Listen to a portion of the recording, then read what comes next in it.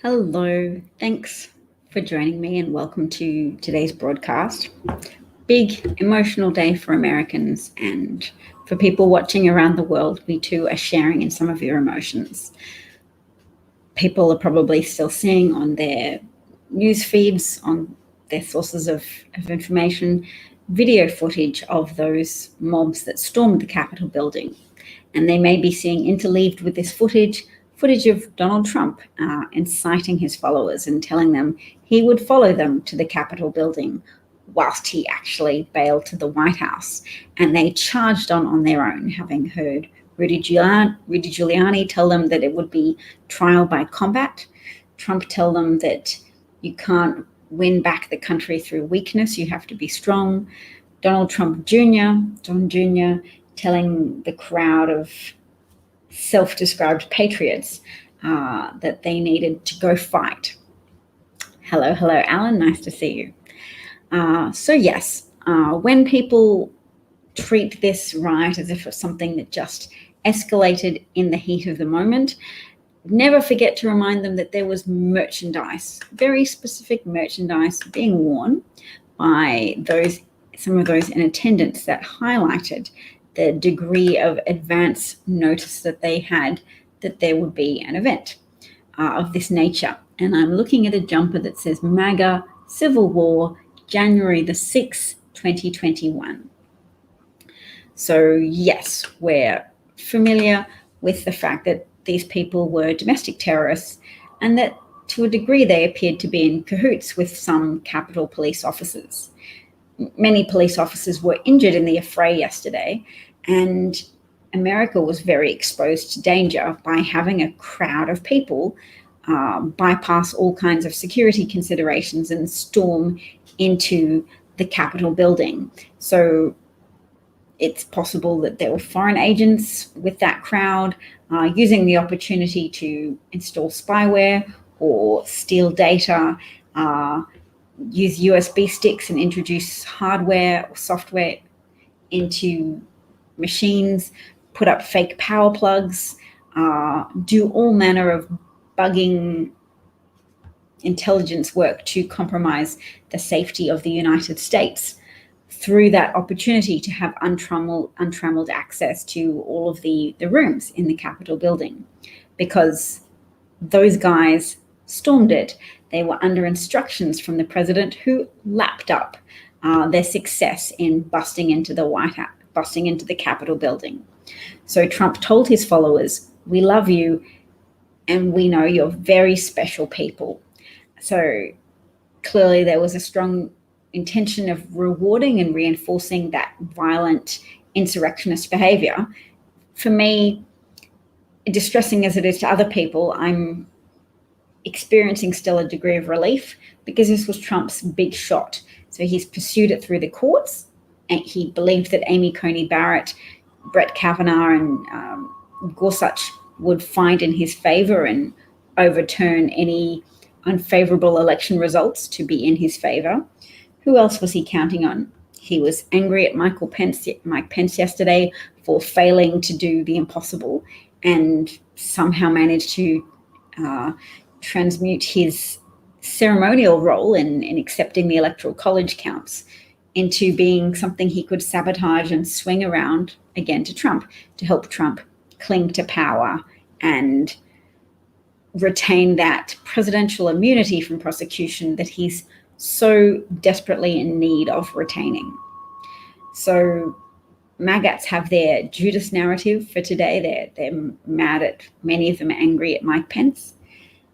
And the more that outrage is expressed openly, the more they'll aggravate that potential rift in the Republican Party, where there are some Republicans for whom this behavior and this level of sedition is too much, and they're not capable of sustaining a delusion to themselves anymore that it's all fun and games and just the president being his authentic, fun, president-y self and opposed to political correctness. This is sedition. It was armed insurrection. The Capitol has not been breached since apparently a battle of 1812 when British forces besieged the Capitol building. Tully notes that, yes, explosive devices were planted and items were stolen from senators' offices. So, yes, they are trying to blame it on Antifa, but I think the footage of people chanting pro-Trump chants, the fact that so many of the pro-Trump mob have boasted about their activities on social media because they think it was the right thing to do. They perceive their actions as patriotic, that they were acting to reclaim their country, the operative word being their country, from a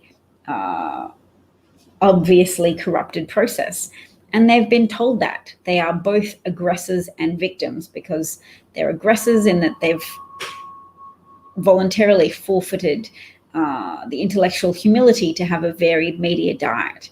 Instead, they've relied on the self-gratifying flow of disinformation that's told them they're special and that they're finding their way through a maze of disinformation from the mainstream media into the real info about how Trump is running a secret operation and doing Q drops and is being persecuted and is essentially the Jesus of his time, and they're the only people who have his backs.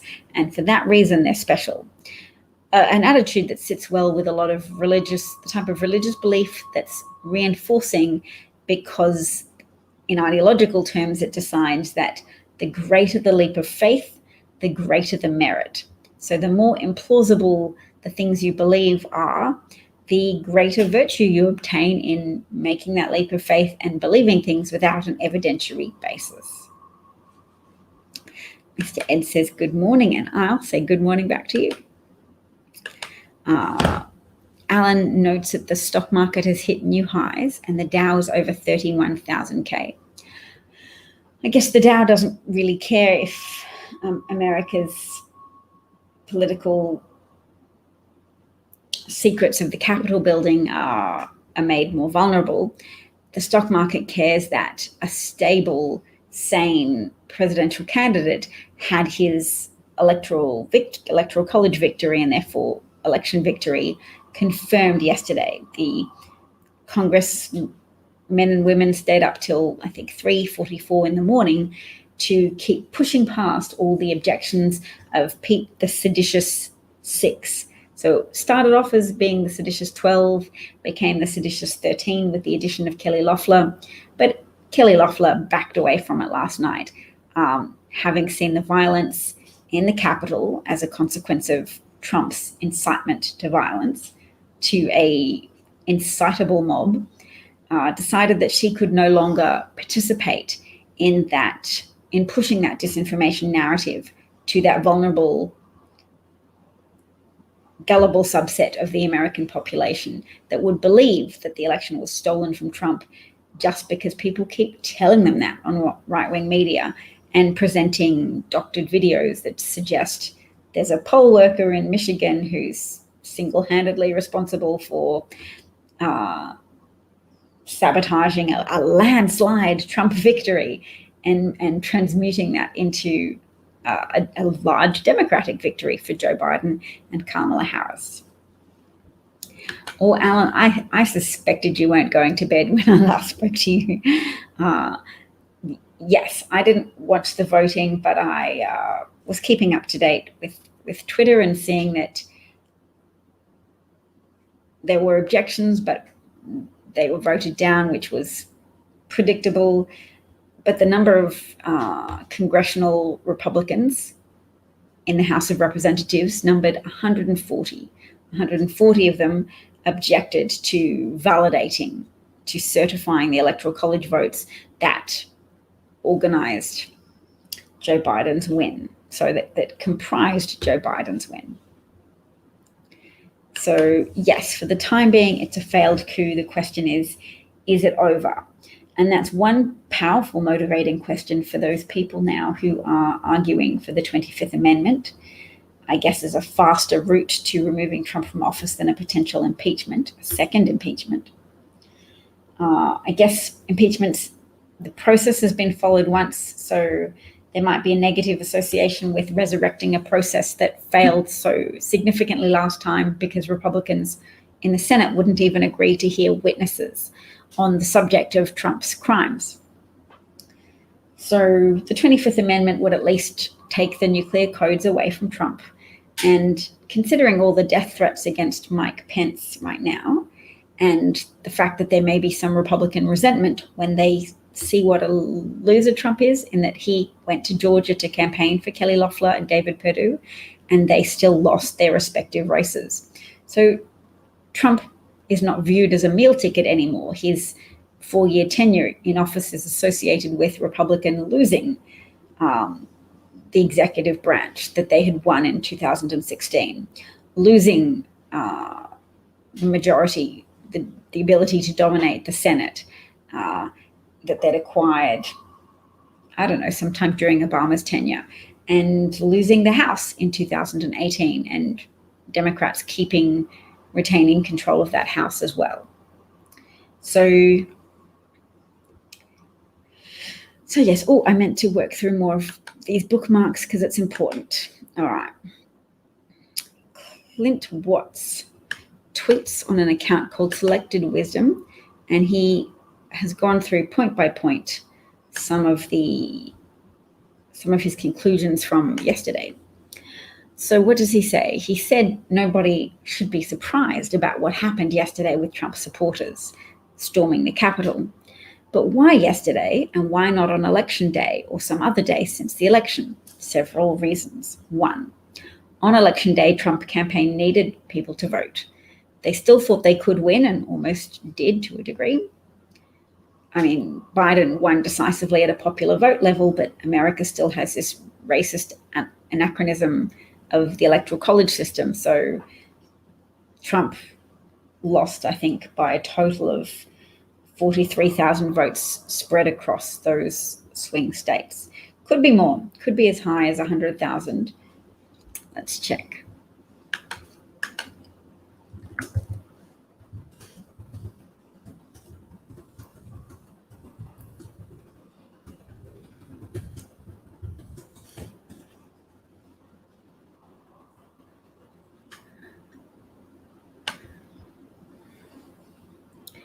Nope, it turns out that's not an easy thing to Google, because they'll just give me the actual electoral college numbers, which are 306 to 232.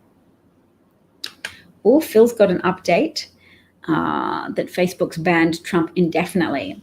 What a great thing. I think Twitter's restored Trump's access to Twitter, which is not good. But if they have the example of Facebook doing one better than them, maybe they'll reconsider it the minute Trump retweets something inappropriate. Yes, we know that Jake Angeli, alias the Q Shaman, is not Antifa. He's in photographs with Rudy Giuliani. Not Antifa, but thank you for raising that point, because it's always good to help put good quality information out there into the record. So by January the 6th, so Clint Watts made the point that on election day, Trump needed people to vote. They thought they could win.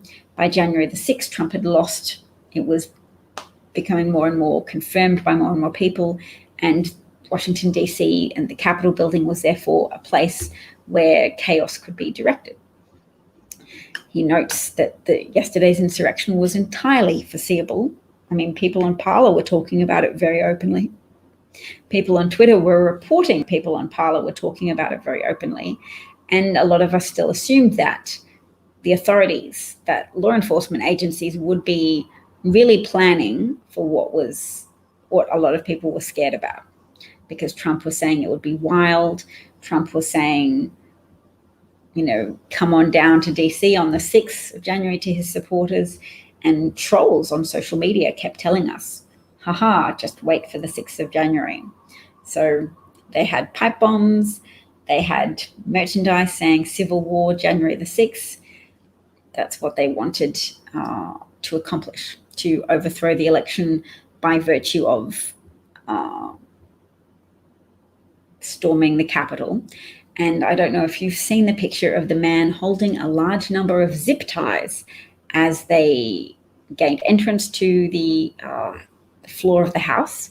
And at that stage, senators, Congress representatives had been evacuated.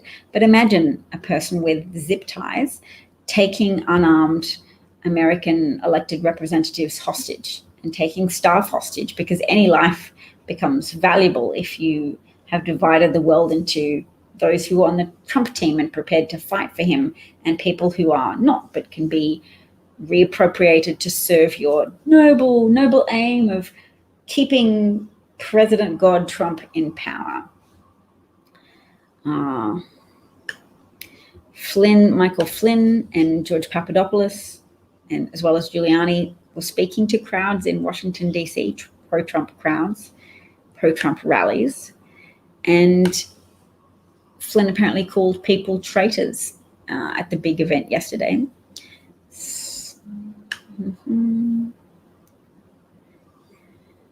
And Roger Stone, who, yes, has been rewarded for undermining democracy and helping Trump coordinate with Julian Assange of WikiLeaks and release the Russian-hacked DNC staffer emails at precisely the moment when the Access Hollywood tape was leaked, in order to deflect attention away from that election-ruining revelation that Trump was big on sexually assaulting women and had an entitlement attitude that leads him and has led him for a number of years to disrespect other people, including women, and their rights to bodily sanctity, etc. Trump just grabs people by their most vulnerable areas and celebrates that ability to do so without consequence.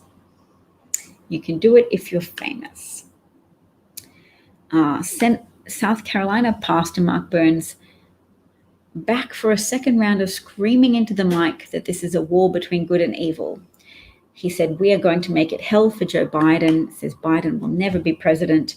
"I'm ready to run through a brick wall to save this nation." It shows us really that humans are creatures of great imagination.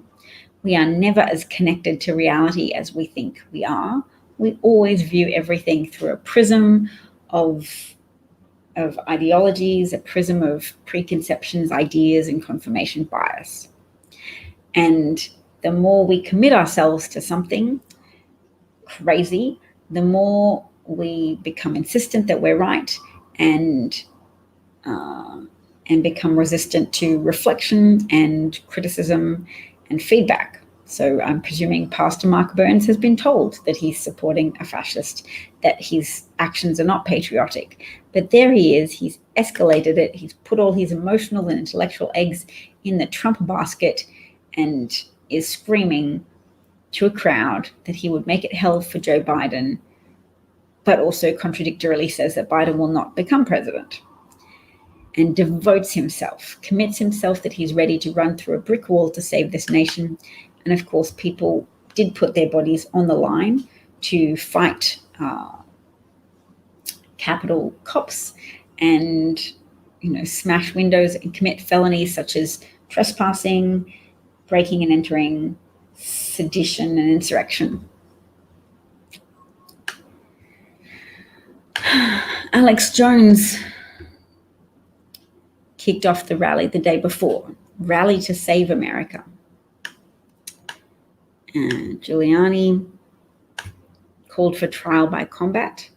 People who attended that insurrection riot might have felt that they had the backing of the president, because his lawyer told them trial by combat's good.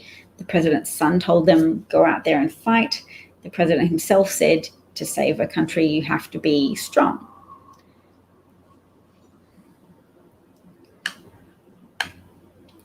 Three Percenters, I'm not familiar with that group, but I'm guessing it's a right-wing extremist group. They put out a statement and mentioned Flynn.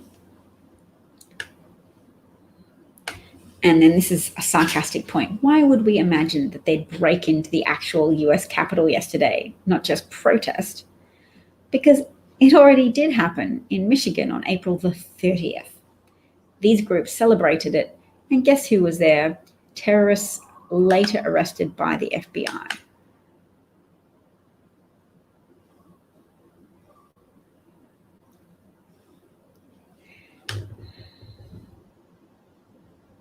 All right. Oh, I've got to get up to date with comments. So Martha's here. Hello, Martha. And says another riot insurrection attempt is being planned on Parler. I hope the FBI are keeping abreast of this one in a more efficient manner, and that anybody in law enforcement who's susceptible to being sympathetic towards Trump supporters just has to look at the consequences of yesterday, the compromise to America's security, the 4 dead people, and the multiple injured law enforcement officers. So yes, who resigned yesterday? 2 of the First Lady's staffers, I think Stephanie Grisham, who's a former press secretary, but wasn't that good at her job. She was terrible at her job, but less of a bold-faced liar than Kayleigh McEnany. She was also reasonably attractive like Kayleigh McEnany, although Kayleigh McEnany fills me with revulsion when I see her now, but in a pure aesthetic sense, I appreciate she has the blonde hair and the big eyes, etc. I just associate her with emotional distress now. But Stephanie Grisham was a press secretary before Kayleigh McEnany. She's resigned. Another First Lady, Melania Trump associated person, has resigned. Mick Mulvaney, who we remember as essentially confirming that Trump corrupted himself and sought to corrupt the president of Ukraine when he said, yes, so we did that. What's the big deal? Presidents ask for favors all the time. That was Mick Mulvaney, who then left his position as chief of staff after that. And he's more recently been an emissary to, I think, the Republic of Ireland. So he's resigned. He probably put himself on the spot by writing an op-ed a while ago saying, of course, if Trump loses, he would go quietly. And of course, over the past 9 weeks, we've seen Trump do the opposite of go quietly. He has fomented delusion and scripted violence. That's a very good point, Hosking. Rudy Giuliani called Tommy Tuberville yesterday and left a message on his email. Someone he thought was Tommy Tuberville, but it actually wasn't. And that person released the voicemail message to the media. And at that point, I think the violence in Capitol Hill was already commenced. And Rudy Giuliani was leaving a message for what he thought was Tommy Tuberville, saying, can you please object to the confirmation of at least 10 states worth of electoral college votes? Because whilst you might not see at the moment our evidence, give us time to explain it to you and help us buy that time by delaying the process, by objecting to, say, 10 states worth of electoral college votes. So we get to understand from that their level of desperation, that this was really an important step for them to try and delay Biden's win being certified. I don't entirely understand the motivation for it, but let's see what could it help with. If there's a delay, then that would help feed the delusion of Trump supporters that there's something there, there's something wrong with the process. See, if Biden had legitimately won, it would have all gone smoothly. But if right-wingers such as Ted Cruz and Josh Hawley and Tommy Tuberville were able to win a delay in the certification of Biden's victory, Biden and Harris's victory, then that would confirm their suspicions. So it would increase people's motivation to act out in a violent fashion in order to intimidate and compel people to act in a way that Trump would find acceptable. Yes, the Trump supporters also had brought a gallows with them. Now, I'm not going to let that moment go by without mentioning that people on the far left seem to be ramping up the frequency with which they bring a guillotine to protests. So it's not entirely novel, but in this case, there was a breach. There was an actual swarming and storming of the Capitol building. So any device indicating that they wanted to kill people is an extra level of seriousness. Someone vandalized a Capitol building door with the words "Murder the Media," and the reporters who were in there trying to keep their distance but reporting on the violent offenders who were ransacking the Capitol. That's very brave, because those people could have easily turned on any reporters they saw and attacked them and brutalized them and killed them potentially. I mean, the zip ties, those, plastic cords that you put around people's wrists to incapacitate them, and you can put them around people's neck as well.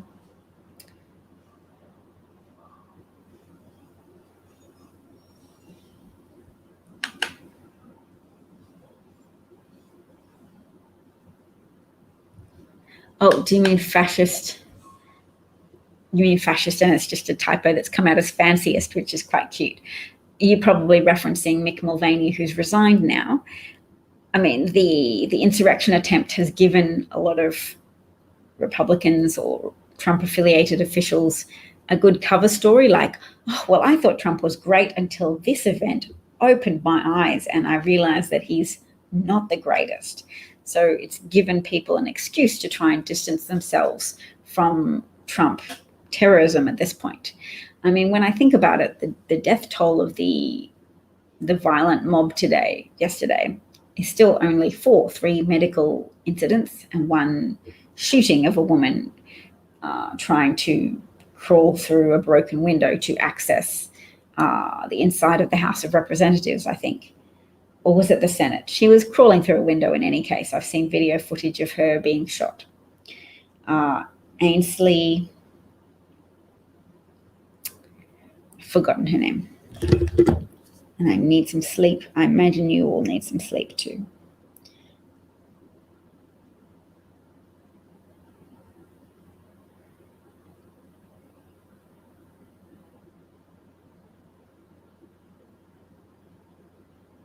Ashley Babbitt. Sorry. Ashley Babbitt.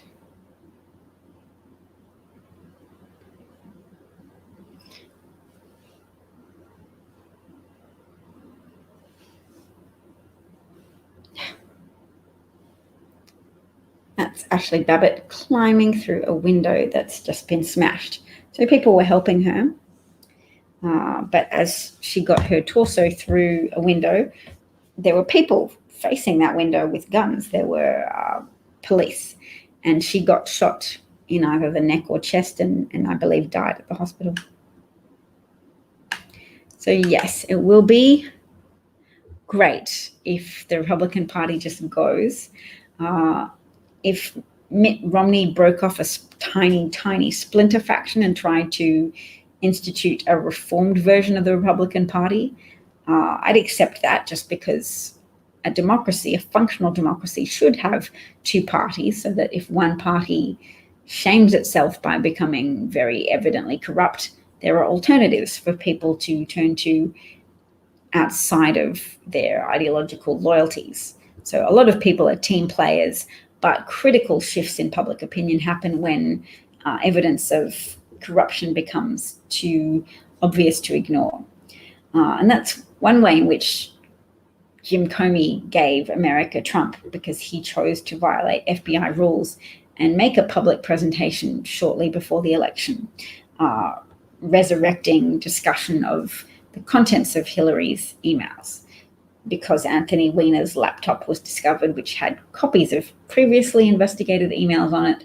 But when they thought that they hadn't checked out all those emails yet, Comey was like, I need to be honest with the public and I need to tell them that Hillary Clinton's under investigation, because he was so arrogantly convinced that American Republicans were so good that they couldn't possibly vote in large quantities for a crude, vulgar, racist person like Donald Trump. I don't know what adjectives Comey used to formulate that hypothesis that Trump would never get into office, but he's explained to the general public that that's how it is, that he just was so convinced that Hillary Clinton would be the next president, and he didn't want the FBI to be tarnished by any accusations of going easy on her. So he just wanted to come out and make that pronouncement.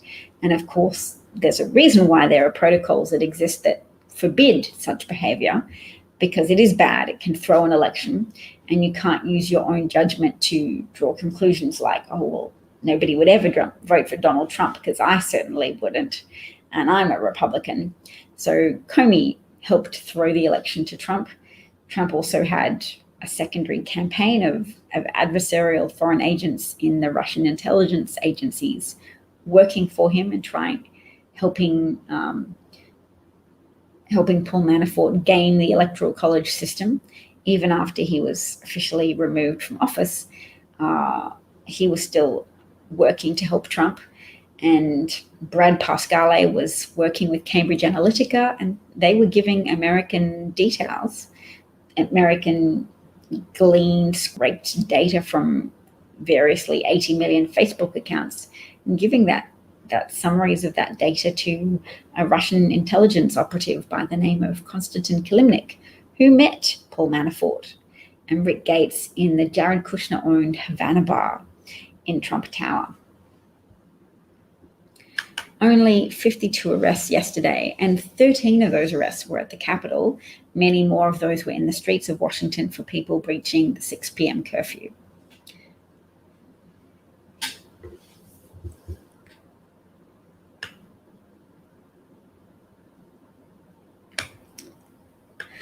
Lots of news equipment was vandalized.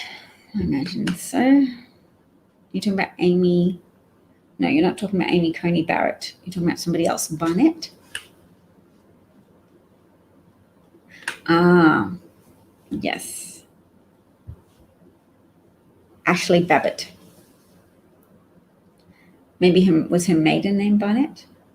But yes, she was a QAnon fanatic, 14 years in the Navy, now owned a pool supply company with her second husband. But yes, not a martyr, just a misguided person who was aggressive, determined to overturn the democratic results of the election, and really big on QAnon. So I call her a victim, but also the aggressor. Paul's got to go. Lovely to see you, Paul. GOP is a party of white grievance. It's true. It's very powerful. And it's sweet that we still have some trolls prepared to show their faces here. We know you're active, and it's sweet that you've ventured out of your safe spaces on Parler to come visit us with your claims. Steele dossier was not started by Hillary. It was started by a corporation called Liberty Bell or something, who was doing, what's it called? That kind of research where you try and find negative information about your opponent. Something research. They were doing negative research on Donald Trump to promote Ted Cruz, to enhance the prospects of Ted Cruz as a presidential candidate. And then when Ted Cruz was eliminated from the primary race, that firm was then employed by Hillary Clinton's people working for Hillary Clinton, and they had to maintain a degree of distance from the findings. Steele is a British former spy, head of the Russian Bureau of M15. Is it M15 or MI5? Maybe it's MI5. So yes, he had a raw data dump file called the Steele dossier, which means it's intelligence information that hasn't been verified yet. So it's highly speculative. But look, the Steele dossier said it should be investigated, follow the money. And after the Steele dossier was made public, it became evident that over time that, yes, Trump had signed a letter of intent to build Trump Tower in Moscow, something you can only do with permission of Vladimir Putin, who controls a lot of business activity in Russia and makes sure he gets a cut. So yes, well, we can talk about musts, but I prefer not to. wind myself up with that, because a lot of things that would be good if they happened don't necessarily happen. So ideally, yes, Trump would be removed from power immediately where he can't do any more harm. And his criminality has become very open, and his seditious speeches yesterday are very evidently a form of scripted violence in which he encourages people to attack and storm the Capitol and try and assert a fabricated reality whereby he can have an illegitimate election result overturned in his favor because he won by a landslide. He's so great. He's marvelous. Adam Kissinger. He's the Republican who's not that bad at the moment, isn't it? All right, I will check my messages. Maybe we'll watch that video and then I'll go to bed. Oh, wow. So, yep, he's a Republican and he's calling for the 25th Amendment to be invoked. Yesterday was a sad day, as we all know. It was the day where fire stoked by the president and other leaders finally leapt out of the pit, and it lit the trees. Thankfully, the strength of our Constitution and democracy held, and we emerged today a little battered, but resolved. What happened yesterday is a wake-up call to many, but it's a call to accountability for others. In the past few presidencies, the administrations have been so concerned about even a moment of weakness that the 25th Amendment was invoked during minor surgeries, passing the duties to the vice president while the president was under anesthesia, because even for that moment to have the captain of the ship absent could cause a major catastrophe. Sadly, yesterday, it became evident that not only has the president abdicated his duty to protect the American people and the people's house, he invoked and inflamed passions that only gave fuel to the insurrection that we saw here. When pressed to move and denounce the violence, he barely did so, while of course victimizing himself and seeming to give a wink and a nod to those doing it. All indications are that the president has become unmoored, not just from his duty, nor even his oath, but from reality itself. Unmoored. It's for this reason that I call for the vice president and members of the cabinet to ensure the next few weeks are safe for the American people, and that we have a sane captain of the ship. Section 4 of the 25th Amendment allows a majority of the cabinet and the vice president to assume the duties of the office of presidency until the president is able to himself. It's time to invoke the 25th Amendment and to end this nightmare. We will arise from this, but we cannot forget what led us here. The liars and conspiracy authors are already at it again this morning with false narratives about yesterday's disaster. Here's the truth. The president caused this. The president is unfit, and the president is unwell. And the president must now relinquish control of the executive branch voluntarily or involuntarily. God bless you, and God bless our enduring democracy. Oh. I mean, I don't like him because he's a Republican, but I like still Republicans doing things that are good. And I don't like Republicans just not as people, but I don't like the Republican activity of overlooking Republican officials and Republican operatives working to disenfranchise large sections of the American community, namely Black Americans who've suffered enough without having to be the target of GOP voter disenfranchisement efforts through a variety of tactics, gerrymandering, poll taxes, laws about felons voting, etc., that all combine together to try and reduce the number of people who are Black who vote, in no small part because pragmatic Black voters form a very reliable and consistent voting bloc for the Democratic Party. So yes, Huey points out that if you storm the Capitol and take a selfie with Capitol Police, is that an example of white privilege? People are agreeing and saying, yes, it is. The nonchalance, the grins, the casual tourism of the rioters who invaded the Capitol and smiled and took photos and stole bits of memorabilia of their insurrectionist acts and then boasted about it on social media platforms such as Parler. That is the epitome of white privilege, people who feel assured that they will not face consequences because they are entitled to get what they want. Their white skin entitles them to a greater share of America, a greater share of the fruits of America, and a greater share of immunity from prosecution and consequences. And someone made the great point on Twitter that when people point out the contrast and the divergence between the consequences for Black Americans and the suspected or in the area where a crime has potentially been committed, and the behavior and consequences meted out to white people who are suspected of committing crimes, is not because they're advocating for white people to be shot on sight by police officers in the same way that many Black Americans lose their lives. They're asking for Black Americans to not be shot on sight, and for Black Americans to be treated with the same deference and the same respect for life that officers of the law often approach white Americans with. Although in the case of storming the Capitol, I think many people agree that there was some degree of collusion between the two groups, the rioters and some people in the Capitol Police, and that what happened was not okay and was an underreaction. Yes, the Republicans have enabled Trump. He's essentially the culmination of a lot of Republican-initiated trends. Since Ronald Reagan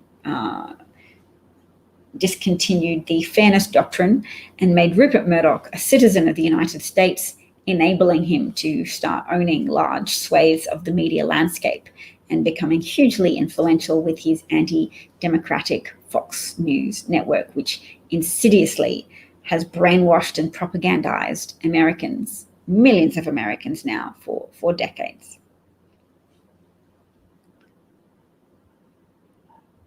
And yes, the huge security failure of the Capitol breach will have ongoing consequences and will be very, very costly for Congress. But of course, a lot of activities associated with Trump and the Republican Party are very, very costly, generally speaking. 370,000 human lives. That's a high cost exacted by the criminal negligence exhibited by Trump and his collaborators, Republican governors who have followed Trump's lead, and individuals who have listened to Trump's rhetoric and internalized his objections to that very visual reminder of a pandemic, a mask. And Trump has inculcated mask denialism amongst the American people, a very deadly activity, far more deadly than the 4 lives lost during the incursion into the Capitol yesterday. Hundreds of thousands of lives lost, in no small part because of Trump's failure to instigate a federal response to launch the Defense Production Act of 1953, which allows an American president to compel American companies to turn over their production facilities to the manufacture of needed equipment. In this case, it would have been masks and other protective equipment and ventilators, etc. That could have happened. The public could have been appropriately warned by Trump about the nature of the pandemic. He was getting billions of dollars worth of intelligence agency information, and some of that information is reflected in his leaked taped calls with Bob Woodward. Actually, I shouldn't call it leaked because Bob Woodward voluntarily gave those recordings to news services to say, look, I interviewed Trump. This is what he told me. People could hear it for themselves. And on February the 7th, Trump was saying, look, it's airborne. It's very dangerous. Even young people can die. He knew, and he chose to be a performative cheerleader of science denialism and pandemic denialism, because anything that he thought might negatively impact on his re-election chances, he wasn't going to pursue that, regardless of how many American lives it cost, regardless of how many American jobs it cost. Yes, so the advantages of impeaching Trump rapidly would be that he would then be precluded from ever running for office again. Not that I necessarily even believe he would have the energy to do it, but after 4 years of being in the wilderness, but it would save people from even having to stress about that at all. If he was impeached and there was just this blanket level, he can't possibly run for office again, how much better would people sleep?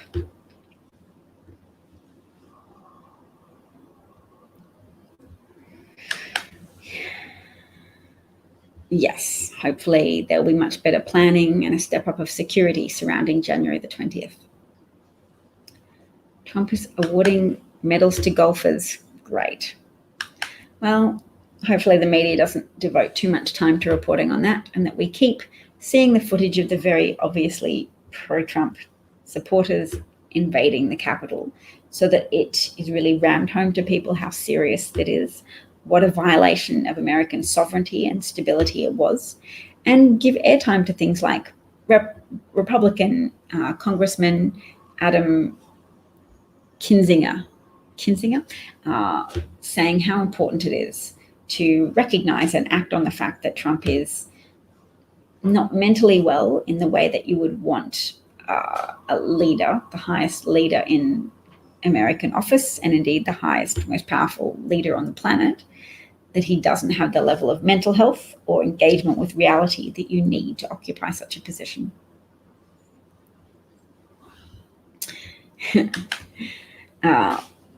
I obtain a fairly reasonable amount of pocket money through my Patreon account, which allows me to defray the small costs associated with running this broadcast. So don't feel compelled. I know times are tight for people, but if you feel you would derive joy from becoming one of my Patreon supporter people, you can do so for as little as $2 a month at that site. It just helps me tell my husband as well that I'm doing something that doesn't cost our family money, although it costs us potential income in that I'm not pursuing other employment, but I don't care for that. I would do this anyway, and I have hopes that if I maybe do a journalism course when I arrive in the US, or try harder to step up my level of professionalism, that I'll find some way to turn my newfound interest in helping share my burgeoning understanding of American politics and history. When I say burgeoning, I don't mean that it's so huge. I mean that I'm committed to increasing it all the time.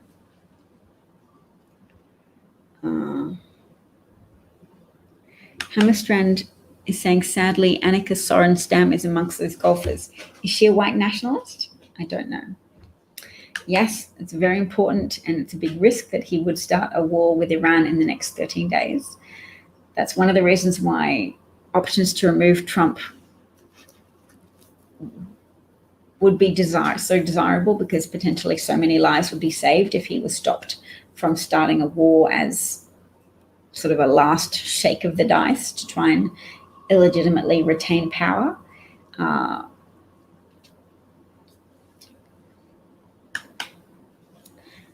It would be great if some people in the GOP were shook, and certainly the historic nature of that storming of the Capitol, the fact that it hadn't been breached since 1812, that's one impetus to potentially change, at least alter a little bit, Republican devotion to slavishly following their own interests by staying on Trump's good side, and therefore retaining the loyalty of all the brainwashed, the millions and millions and millions of brainwashed Trump supporters. Thank you, Sheldon. Sheldon, or Tully Lee, says, I am a relief valve when the political atmosphere becomes unbreathable. Thank you. Oh, that's lovely. Cool photo. I love that. I'm going to take a photo and send it to my husband, because he's feeling probably a little bit irritated with me at the moment for not working. It just comes up sometimes. And you can tell. But mostly he's very supportive and says that he thinks I could make something of it. But sometimes he's like, does my wife really just kid herself to think that she can at some point make a tenable career out of disclosing her opinions to strangers on the internet? Yes. So Phil, thinks HAPS will be a lot more geared to what I'm doing journalistically and that it will be great for me. Thank you, Phil. I know I have to do more to get my head around HAPS, so I should invest more time into watching their video tutorials on how to use it. At the moment, I miss my StreamYard option of being able to easily share things like that video we were watching.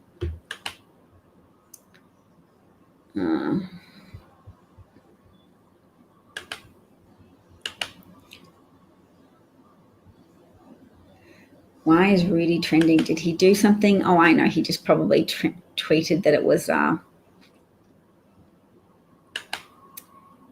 he probably tweeted that it was Antifa again or something. Oh, my HAPS handle. I can find that out. I think it's just DavCat.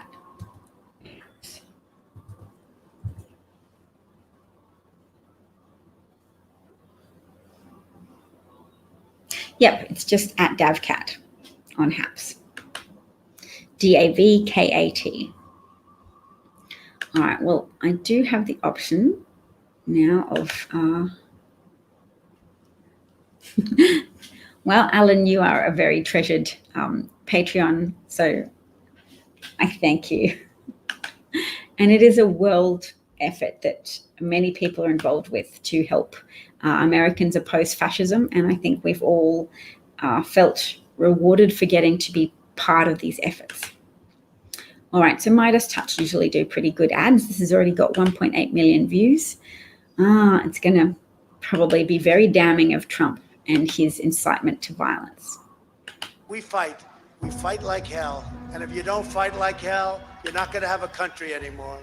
We're going to walk down Pennsylvania Avenue. They broke the glass in the United States Capitol, and now they are climbing through the window. Let's have trial by combat. Take back our country.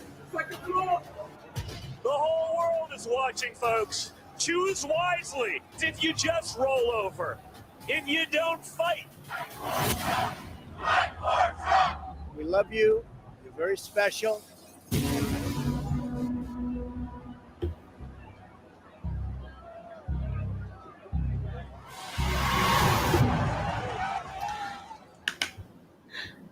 I love that they have made reference to the second stage of impeachment, that you must impeach and convict, because people sometimes forget that Trump has already been impeached because he was impeached, a process that occurs at the House level.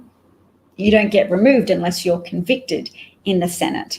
And previously, Republicans in the Senate scotched all hope of that, because not only did they not vote to convict Trump, other than one vote from Mitt Romney on one count, but also Republican senators refused to even hear witnesses relating to that trial of Trump on the charge of corruptly soliciting Ukrainian assistance to fabricate data against Joe Biden and his son for the purposes of sabotaging Joe Biden's chances in the Democratic primary campaign, and thus prevent what Trump knew would be a very potent adversary running against him in the election. So people often focus on calling Trump stupid or delusional, but Trump was cluey enough to know which candidate would be deadly to his chances of success in relation to re-election. Trump knew that Joe Biden had appealed to the white working class and was not a communist, or could not easily be tarred with the association of communism, and also had a high enough profile to be able to contend against the celebrity status of Trump, who manages to attract a lot of votes just by virtue of being a known entity. So he's familiar to people, and the familiar is often comfortable. People who'd seen him play the role of a billionaire for years on The Apprentice were able to say to themselves, well, I don't really engage with news, but America seems okay, or things that are going wrong, perhaps not his fault, and he's a billionaire. We want America to be a billionaire, don't we? We want to have jobs, don't we?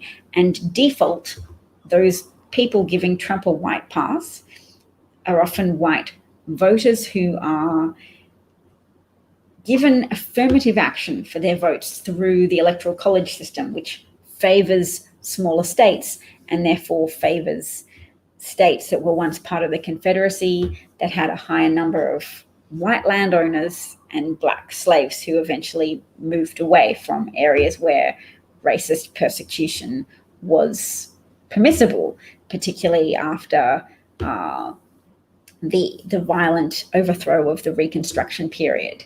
So southern states have some black Americans living there, turns out more than you'd think, because now that Stacey Abrams has proved that Georgia could be flipped blue, other southern states clearly have that potential as well. They're not red states necessarily, they're just states with very effective voter suppression of black voters and Democratic voters more broadly. Gerrymandering, etc., is a big, powerful tool in the Republicans' chest of catering to white entitlement culture and increasing their support amongst the white working class, which some of which used to support the Democrats as a function of their loyalty to the union movement, to better working conditions for white people.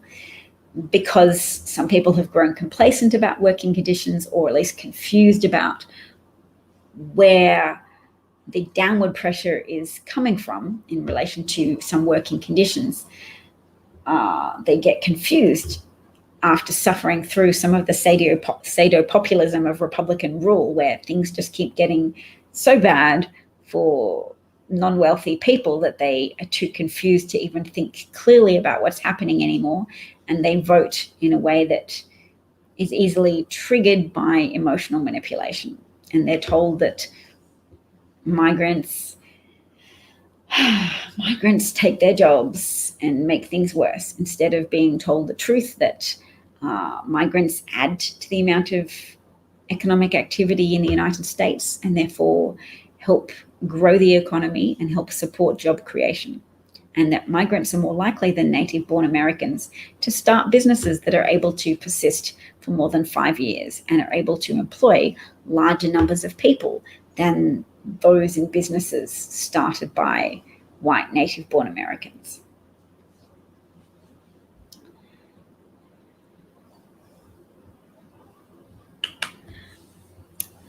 Chuck Schumer is calling on the cabinet to remove Trump, 25th Amendment. Yes, I think if he was impeached and convicted, that would bar him from running again, because he already is impeached, so yes.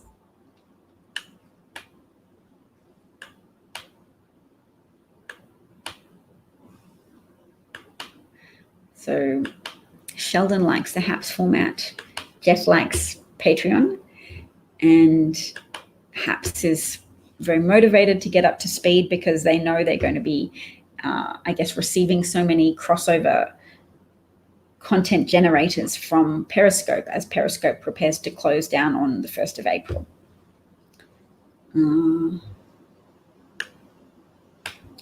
Feels off, thank you. Alan is your banker too. Nice. What a day it was yesterday. Yes. Who got in a limo? Oh, yes, Trump promised the crowd that he would accompany them to the Capitol, but turns out it was more like his rally promises to people, when he would incite them to violence to beat up protesters, and he would promise them, I'll cover your legal costs. So in the same way, those rioters, potential rioters, listening to the violent rhetoric, some already wearing merchandise saying MAGA, Civil War, January the 6th, 2021, heard his promise that he would be with them. So if the president's with you as you storm the Capitol, then how can you be prosecuted? It's sanctioned by the president. Or if not initially, maybe ultimately you'll get a pardon from the president. So there's only 13 more days that he's in office, but they were presuming that if they were successful in storming the Capitol and stopping the count to confirm Joe Biden's victory, and that they could magically orchestrate a second term for Trump, that he would have lots of time to pardon all of them for storming the Capitol building.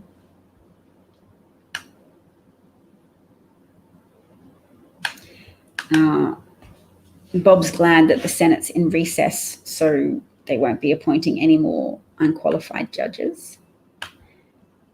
Hosking is hoping that the Stacey Abrams effect will spread from Georgia to Florida. That would be nice.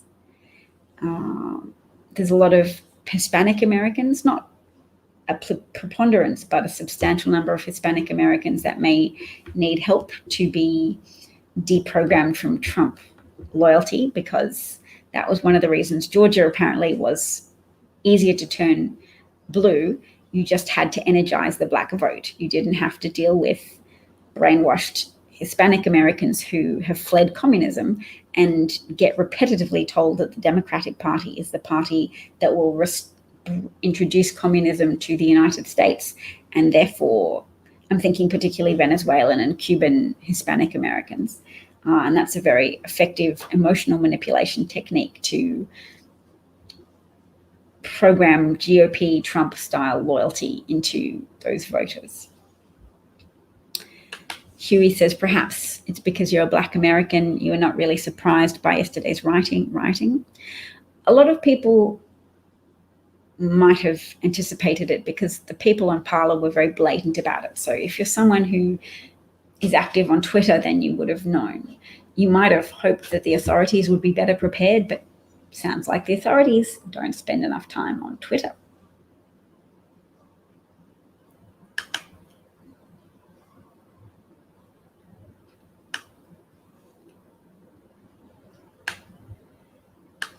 Well, Molly, you're worried about HAPS being money oriented. I found out a way to turn off those graphics up the top that, say there's a goal, donate money, and highlight people who've given money during the broadcast. I found a switch to turn that off. I mean, I hadn't set any goal or asked for any money or anything, but it was automatically there set for me. I found a switch. So before I start my broadcast, I can turn off those graphics. So there's that. That's nice. Yes, I'll miss Periscope too. Brett's been reporting right-wing streams in here that have been promoting insurrection for weeks, but they're still here. Yeah. I wonder if yesterday's insurrection efforts will help increase the motivation for Periscope officials to clamp down on that. I don't know what RSBN is. Is that a right-wing broadcasting service? Is that the one that Hal Sparks was going through and listening and watching him, the broadcaster, cover people's faces?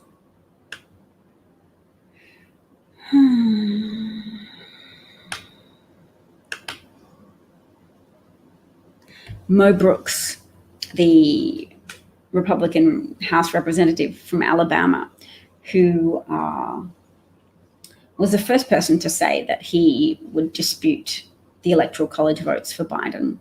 He's on Twitter saying, please don't be like the fake news media. Don't rush to judgment about the assault on Capitol. Wait for investigation. And is trying to blame Antifa, which is very poor. And Molly John Fast points out, imagine trying to push that narrative, this narrative, after a riot that occurred after Trump's Stop the Steal rally, where Rudy, Trump, and Trump's son spoke. Right Side Broadcast Network, owned by Mike Lindell. Twitter hadn't found a way to monetize Periscope effectively, I guess, so they gave up on it. Yep, they're blaming Antifa and Black Lives Matter. Well, some people will buy that argument, but it's to be hoped that their ability to brainwash the public has lost some potency, because the Republicans' loss in Georgia will have disconcerted some Republican voters potentially, and given Trump more of a stench of loserdom. And that's really important with fascists. Fascists hold on to power by virtue of projecting a successful strongman image. The more blatant losses incurred by a strongman character, the weaker their position is, the greater the statistical likelihood that their losses will continue. Tully points out that I'm listed as Davcat43 on Twitch. I've got to unsubscribe from Twitch emails because I pretty much only have you, Sheldon, and maybe sometimes Batman and good content. Just I have 3 or 4 listeners on Twitch, and I get sent these very humiliating emails that say, your average number of viewers on Twitch is 1, up from last week when your average number of viewers on Twitch was 0. So, yes. Q was to a degree designated as a domestic terror threat, or was loosely described as a domestic terror threat by the FBI. But it would be great for that to be formalized. I agree.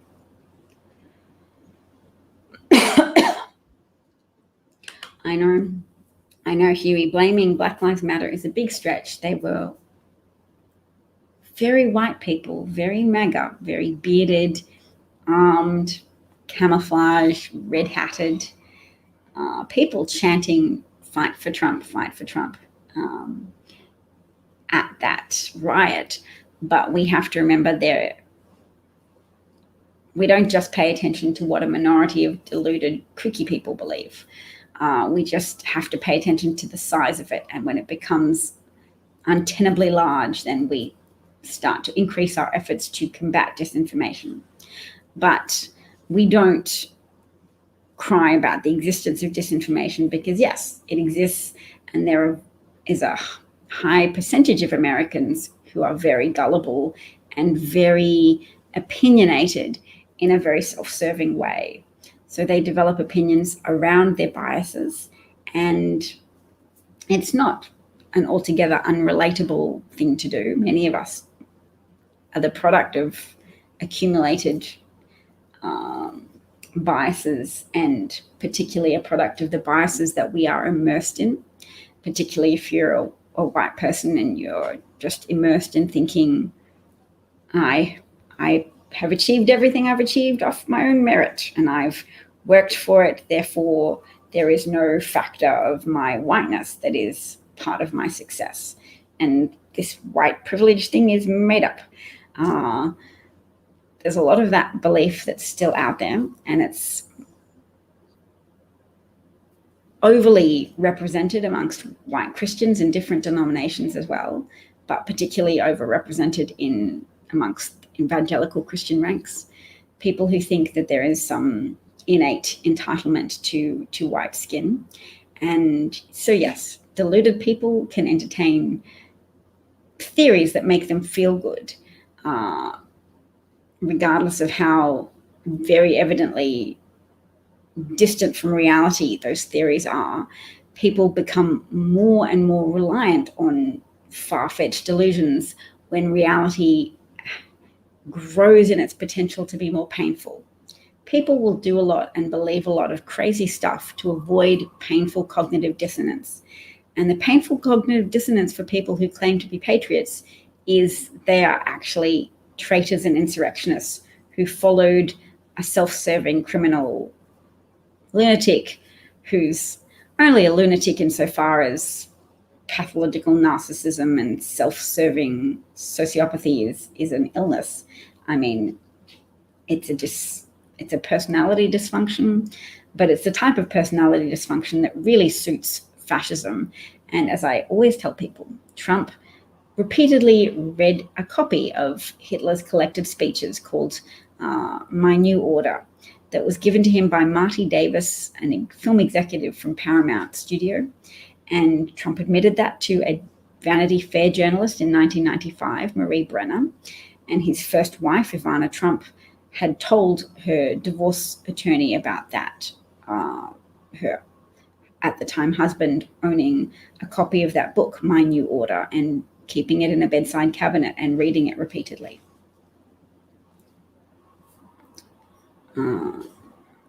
Yes. Oh, look, everybody's hearing that Schumer calling for the 25th Amendment. Or impeachment. I'm glad he's putting up both options. It really is very imperative. How soon does it kick into gear for Chuck to be the majority leader of the Senate? How soon do Ossoff and Warnock get sworn into office? I did not see a video of one person in the Senate chamber with the Baptist church flag. I did see the Confederacy flag, and I haven't seen the video of the destruction of media equipment, but I'm really glad that reporters didn't lose their lives and weren't attacked. Oh, Kim's got some good up-to-date information. Thank you, Kim. About a week. Okay, so a week until Democrats have control of the Senate, and then 2 weeks until Trump is out anyway. And you can't even convict an impeached president with a simple majority in the Senate. You have to have a 2/3 majority in the Senate. So even Chuck Schumer being Senate majority leader wouldn't necessarily make impeachment work. Yes, I saw video footage as well of the MAGA rioters take down an American flag and replace it with a Trump-Pence flag. Oh, Rub 13. How do you explain Portland riots every night, firing commercial-grade fireworks at federal police? Well, I'm like most Democrats and like Joe Biden, I'm comfortable with condemning violence. I support peaceful protests for the very germane issue of sustained extrajudicial violence against Black Americans carried out by police officers in the United States. And research has illustrated that there is a significant increase in the number of murdered people of color in every county where police unionize and win special rights. So not altogether qualified immunity, but special rights such as the ability to confer with their colleagues when they're being charged with a crime, i.e. work on fabricated statements to give the false impression of innocence if innocence doesn't exist, to take meal breaks and snack breaks, etc., and to have periods of time that elapse before body camera footage is released to the public. So county by county, there is a strong statistical correlation between police unions winning the rights to have special privileges when police officers are charged with crimes, such as murdering Black citizens, and actual death rates amongst Black citizens who are targeted by police officers.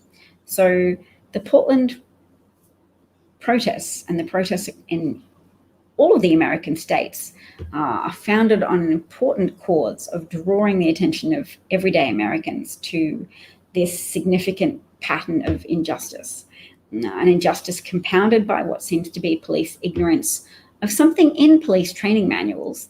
That is to say, positional asphyxia can occur very easily if somebody is left in a prone position with their hands handcuffed behind their back for an extended period of time, i.e. lying face down on a surface with your hands handcuffed behind your back is antithetical to sustaining breathing, criteria which is enhanced if there's any presence of any type of drugs or alcohol, any intoxicating agents, or if somebody's overweight.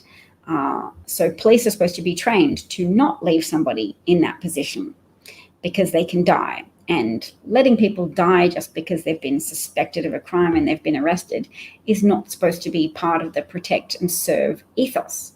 So the people who knelt on George Floyd, and there were multiple people kneeling on George Floyd, critically, one was kneeling on his back, which significantly impacts the physical ability of the lungs to increase in volume and create enough of a vacuum to draw in air, and therefore overtires the diaphragm muscle, and therefore over time depletes the supply of oxygen to the brain and thus further impedes the ability of the human body to sustain that activity, to have a functional brainstem enough to keep drawing in air and keep activating that tired diaphragm muscle, which contracts to expand the lungs and bring in air to supply the body and the brain with its oxygen requirements. So that's really important information to circulate. If you know any police officers, Rob 13, I urge you to recommend to them to familiarize themselves with the concept of positional asphyxia. Please learn it. Fewer people should die, but ultimately what seems to be needed is a reform of police unions and a reform of public levels of tolerance of extrajudicial murder of Black Americans. So the protests helped remind people that it's not acceptable. George Floyd's murder was not unusual. The novel factor of George Floyd's murder was essentially the advancement in technology, so that people's phones can live stream and store data, so that one woman could film all 9 minutes of George Floyd's torture and murder, and therefore share that footage with the world, and not have it, share it live and not have it deleted by a police officer on the scene or anything. So it was more technology that brought us a level of awareness with that particular unjust extrajudicial murder of a man suspected of passing a counterfeit $20 bill. There's no punishment associated with that suspected crime that should involve being knelt on until and have your pleas that you can't breathe ignored until you begin to cry for your mother and expire in public on the road with multiple people kneeling on you. So I hope that's a good enough explanation for you about that. Yes, many people are drawing a contrast with what would have happened if the rioters were people of color, sniped, shot, and more easily defeated. More evidence of the past given to white people because of the cultivated puddle of sympathy, meaning there's a high degree of penetration of Trumpism in police forces and possibly in agencies such as the FBI as well, that people just were like, well, let them come into the Capitol and have their thing to say. Let's not put up too strong a defense against them because they're Americans, they're patriots, they just want justice. So why should we attack them? And it's like, well, they want patriotism and justice, but it's not reasonable of them to ignore all of the evidence, such as 62 lost court cases, including the Supreme Court finding that there was so little to Rudy Giuliani, Jenna Ellis's, and Sidney Powell's cases that their case didn't even have standing to appear before the Supreme Court. Those people who are arrogantly ignoring all of the actual evidence in favor of cleaving devotedly to their whatever propaganda channels they get their information from, namely probably Trump's Twitter account, the cesspits of Parler and Gab and Fox News and Breitbart, etc.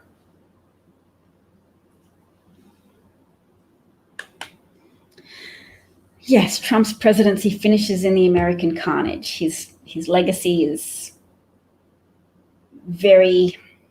made much more clear to more people. There'll still be people who defend Trump and defend the rioters and defend the insurrection efforts.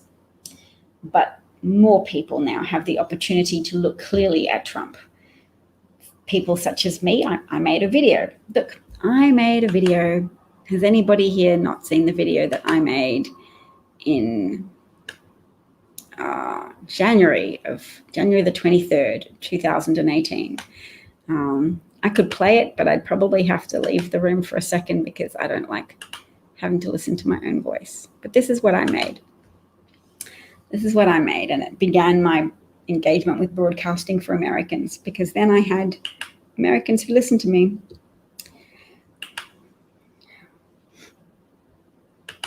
But this is, to me, feels relevant today. Sorry, Bob, gonna make you cry. Hi, America. This Saturday, the GOP released an attack ad saying Democrats who stand in our way will be complicit in every murder committed by illegal immigrants, which means now more than ever, it's time for descendants of survivors of the Holocaust to tell their story and what we know of how this starts. My grandmother, when she was 16 years old, was made to jump out of a carriage on a train by her parents because they knew where the train was going. And her story weighs on me heavily in these moments as we see scenes in America such as these attack ads and the doctor from Poland, my parents, my grandmother's country, where a doctor was arrested after decades of residence in the US of A with a green card and a solid history of contribution to his community and service as a doctor in an emergency ward, with government agents boarding a bus in Fort Lauderdale today, asking passengers for proof of citizenship.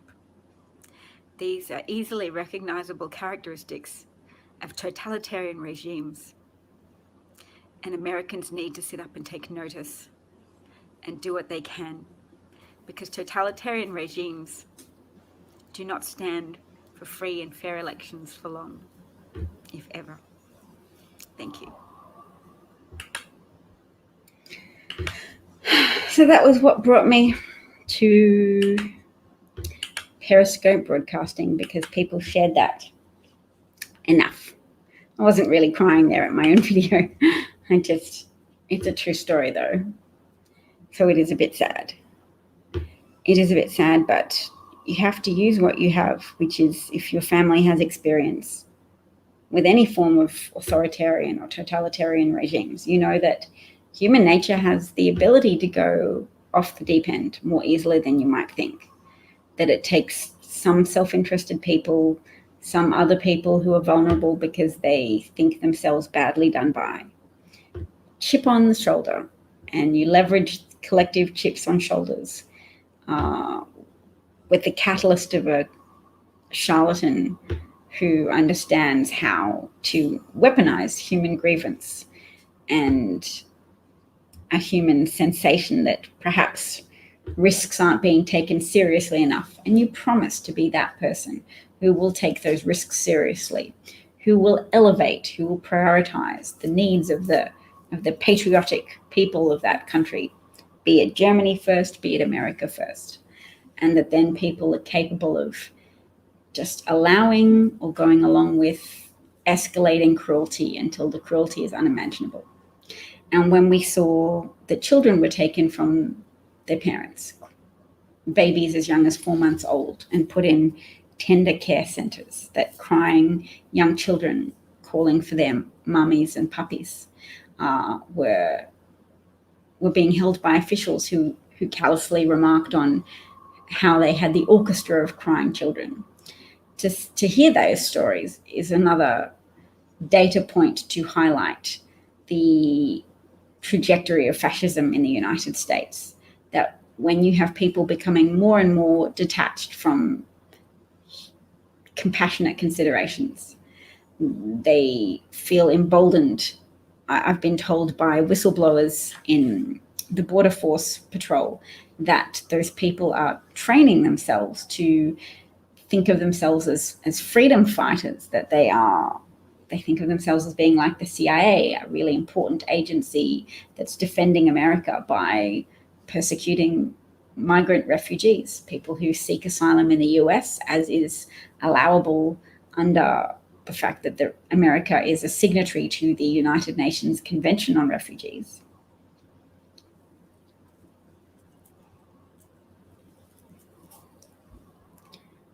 I'll just check the comments. Oh, Molly hadn't seen it before. Maybe Molly had. Huey's seen the tattoos on the forearms of your friend's grandparents who escaped. My grandma didn't even have to go to a camp because she escaped from a train, but it was hard for her to lose her parents to that fate. And she in a way regretted not staying with them. Kim Carolina found me through that video. Thank you. It is a real story. It's heartfelt. And it does drive my determination and my passion for working with the resistance, working with people who are determined to counter Trump disinformation, Trump, Russian GOP, Mercer, Murdoch disinformation, because it's prevalent, it's destructive, and there are forces of decency which I'm proud to side with. There are a lot of decent, good people in this world, so if I can be with those people and working with those people, then I'm honored to be able to do that. Sunshine says hello. Thank you, Kim. There was a lot of lip smacking, I know, in it. I must have had a dry mouth. I probably did have a dry mouth from practicing it. I mean, I didn't have a script, but I stuck a phone in front of my face and saved a couple of different versions of me telling that story before I went. Yep, that was fully everything I wanted to say. And I thought people might respond to it, even as I recorded that version and posted it to Twitter. I was like, this is very authentically my family story. And I like watching other people's authentic stories. So I had an idea that it might be circulated a bit. And it was.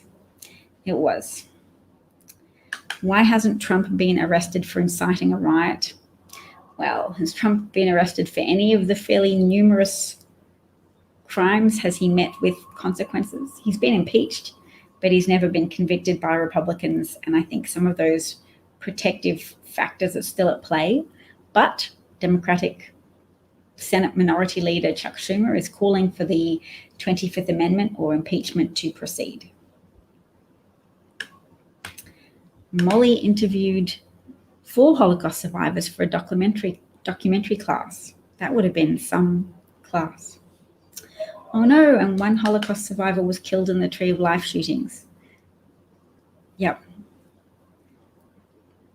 It does suck, but at least they had decades of existence after the Holocaust. But yes, it's sad to escape a violent death for being Jewish, only to end up a target of gun violence and die a violent death as a consequence of anti-Semitic sentiment.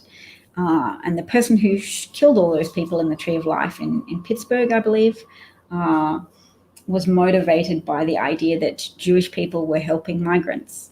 And for him, according to the disinformation he had voluntarily consumed, George Soros and Jewish people helping migrants in America, helping refugees settle into American life, was clearly an effort to dilute the whiteness of the United States and therefore upend the type of nation that he felt he deserved and was the only type of true, authentic America.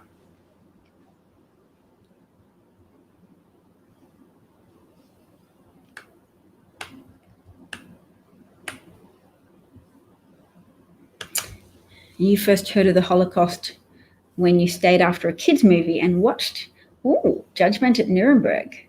I haven't seen that, but I should.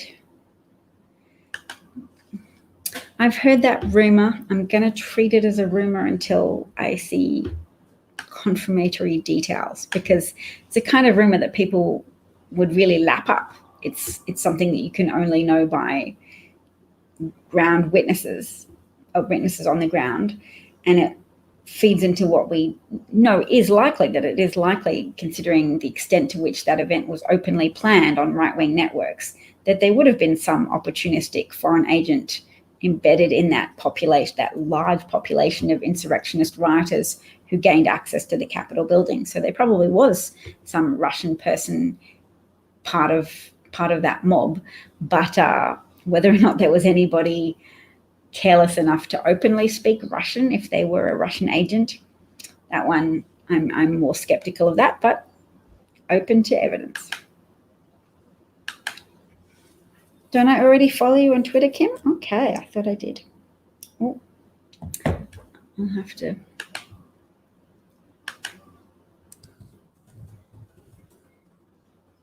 Oh, maybe when I found you, that was one of the days that I couldn't follow anyone back because I had exceeded the number of people I can legitimately follow.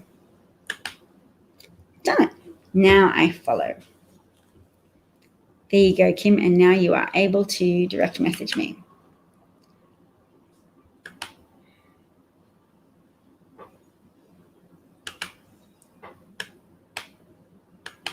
It was traumatizing to see judgment at Nuremberg. I imagine so.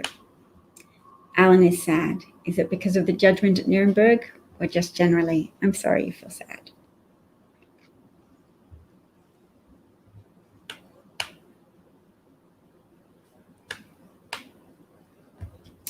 Do we think that cabinet resignations would inhibit 25th Amendment action against Trump? Ooh, I'm too tired to even be able to wrap my head around that question. So you're saying that if people in Trump's White House or Trump's cabinet, if they resign in protest against Trump's actions, that will make it more difficult to get rid of Trump via the 20th Amendment?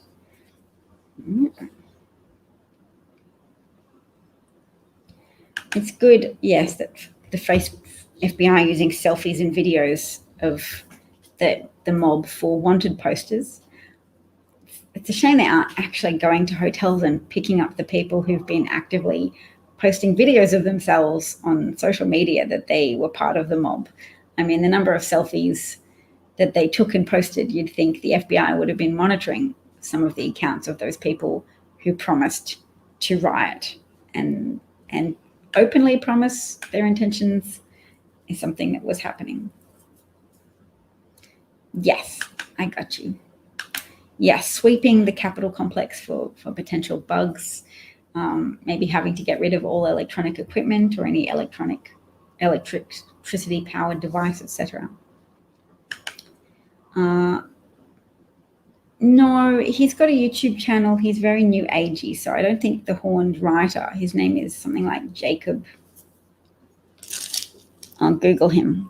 But people have found his name because he has a YouTube channel about, his kind of spirituality. But that kind of spirituality kind of lends itself to unsupported, irrational belief. QAnon. He's called the Q Shaman.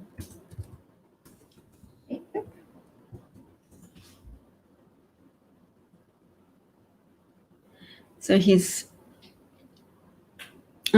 was born Jacob Anthony Angeli Chansley in 1988, but he goes by the name Jake Angeli now, and he's a well-known QAnon influencer. He's been photographed with Rudy Giuliani. So if it was an act, it was a very long act. So no, he's not a paid actor. He's just a big part of the QAnon movement. You're welcome, Kim. I'm happy to be in contact with you. My story was making you cry. Sorry. Not sure what that's in reference to.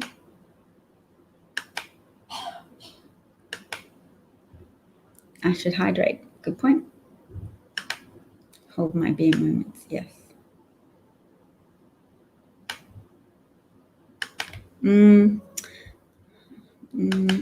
He's a bit of a legit far right activist though. That's not a crisis actor. He just does bad things.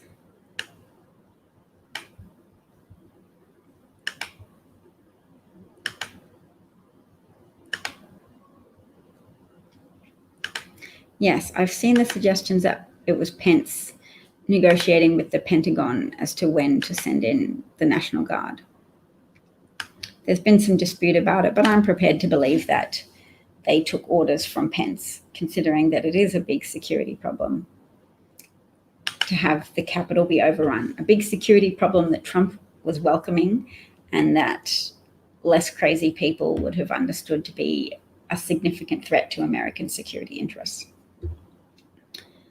So Jake Angeli, an infamous far-right activist from Arizona, was pictured as part of the mob that assaulted the US Capitol on Wednesday. On social media, other far-right activists tried to claim he was actually a liberal or part of Antifa. They did so by posting a photo of him at a Black Lives Matter protest in Tempe, Arizona, neglecting to mention the fact that he was counter-protesting there.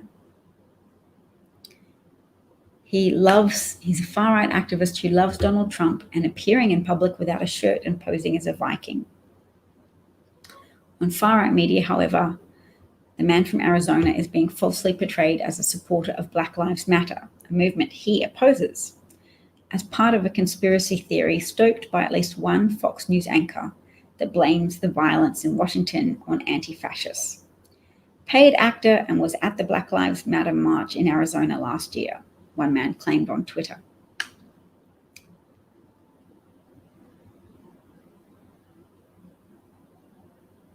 Yep, so he's at the Black Lives Matter march, but he's there as a counter-protester, and he's a QAnon supporter who has been a fixture at Arizona right-wing political rallies over the past year. Back home, he's a fixture at the Arizona State Capitol building, shouting about various conspiracy theories. And that dedication has earned him the moniker Q Shaman. Oh.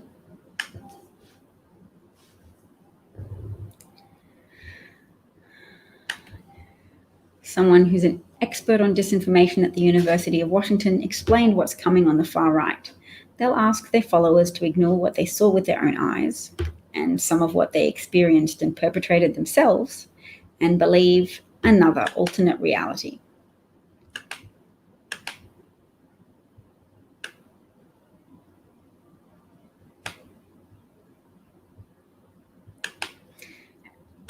You never heard of the Holocaust before you were 12? Well, at least you did come to hear of the Holocaust.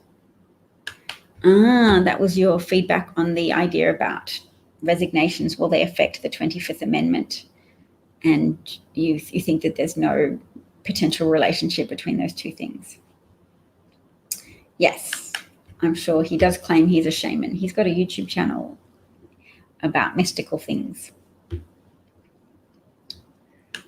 Yes. All right, folks. Well, it's been lovely, lovely talking to you. Momentous day. I hope you guys can get some rest and potentially see you all again similar time tomorrow. How long did I talk for? 1 hour and 37 minutes. Man, it's just, I do love talking. I do love talking to you all, and probably take some of the pressure off my husband to talk to me about American politics. He's so proud of himself when he finds some detail on Twitter that I might not have heard of, and he'll send it to me. And if I already know, I'll be like, yeah, I already know that. And he'll be like, oh. But if he knows some breaking news ahead of me, he's usually quite pleased.